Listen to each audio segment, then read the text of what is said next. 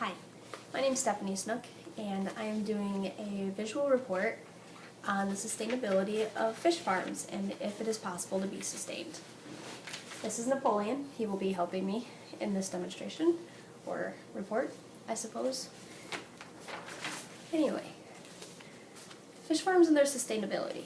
Many people think fish farms are a really good idea. Unfortunately, they also provide a lot of pollution. We think we're overfishing the oceans and depleting our wild fish populations, and yes, that's true. However, just because we're doing that, farming is creating many more other environmental issues. Many of the fish farms have had a problem with waste. They don't have proper cleanup techniques or any other ways to get rid of the fish waste. There are things called open ocean containers, which are farming fish in the ocean, and many farmers want to do this because it is free waste disposal. So all of this waste is going into the ocean. It's causing diseases to wild fish populations. It's causing diseases to the enclosed fish populations. There's a problem with sea lice on salmon, and normally in the wild it's not an issue, but when these fish are in such closed containers, it's creating many other problems, and the fish are just slowly dying off. Another problem with the waste is it creates algae blooms. With the algae blooms, that will slowly kill all the fish by taking all the oxygen out of the water.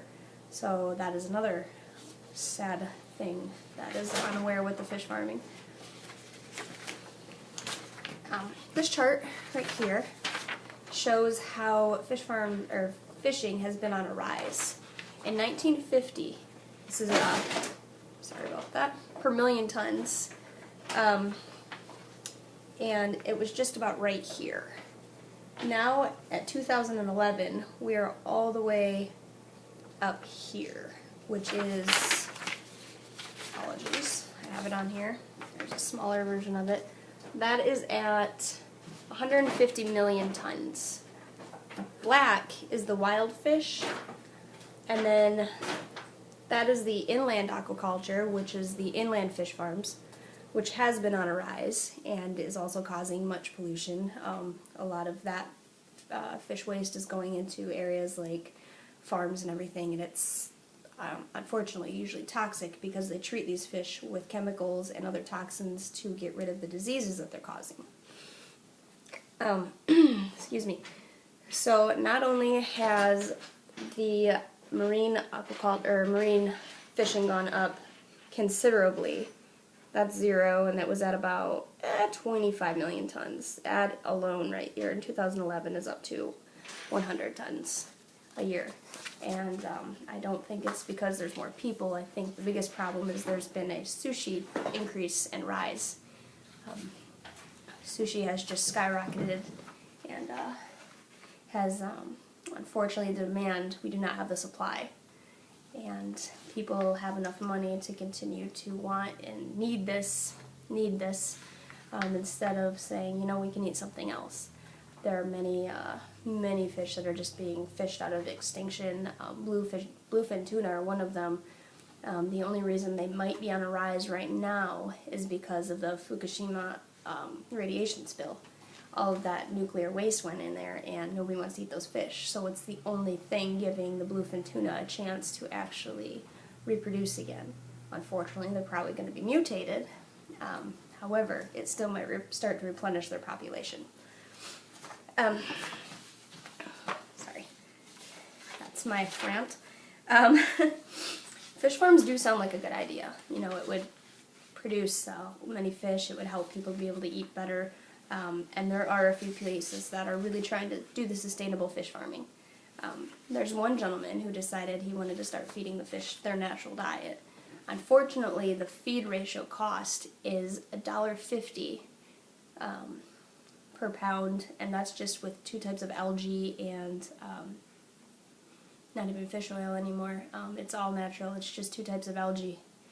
And he feeds that to a trout farm, and they're healthier. They don't have PCBs. They have very, very low levels of mercury, so they'd be safer for women, more women.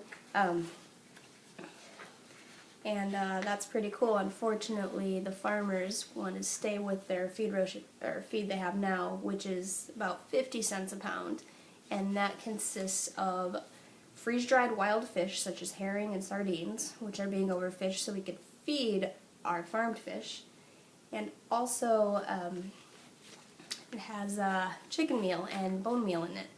So we're feeding our farmed fish chicken in order to fatten them up so we can eat them. That is a problem, and I don't think George Washington Carver would appreciate that, thinking back. So that's pretty messed up. However, this guy is trying, his name is Kenny Belove, and he is trying very hard to sell his natural diet to more fish farms, and that would create a good amount of sustainability. Unfortunately, if he's the only one doing it, those fish are not going to be sustained long enough, because that demand is not going to be able to be kept up either. There's another farm, and this is the really cool one, and it is in Spain. It's called the Vida La Palma Fish Farm. And these fish, it is a naturally sustaining, naturally fed fish farm. This is an aerial view of it, which is pretty cool. It started out as a cattle farm, and in Argentina, unfortunately, when they wanted to do this, they created canals, drained all of the water, and tried to raise cattle on this marshland. It killed 90% of the bird populations, which is huge, especially near Argentina and Spain. And so this biologist bought it and reversed the flow of the canals. So the water was coming in from the river, which was then flowing out into the ocean. He started, it's a fish farm, but the fish, with all of the nutrient-rich supplies from that river, created a really strong marsh and canal, which started healthy algae, which brought in zooplankton, phytoplankton. Because of that, shrimp started to come in. Because of the shrimp, there were more fish, and then the birds started to come back. And most people would assume, okay, birds on a fish farm, that's not a great idea. The bright side is they only lose about 20% of their fish and the fish eggs to the birds. They can measure their success rate based on the predators. If the predators keep coming back and they're healthy, that right there means it's a successful fish farm.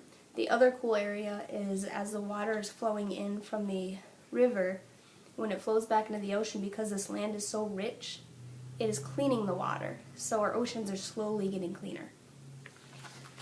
So there is hope, and we can naturally start to sustain fish. Unfortunately, we need to do something about it now, and the only solution that I can even conceivably come up with right now is we need to stop eating our protein as much. And this is where Carver really can come into this. He was so adamant on peanuts and sweet potatoes and many other forms of vegetable protein. There's grains, there's quinoa. There's a more balanced diet. It just started out, we were so meat and potatoes, and that was the American diet, which wasn't necessarily a good thing. You know, just because it's protein doesn't mean the quality is there. We have tons of food on this planet, more than we need to feed the amount of people on this planet. Unfortunately, it is, oh, there goes my shark. Unfortunately, it is a, sorry.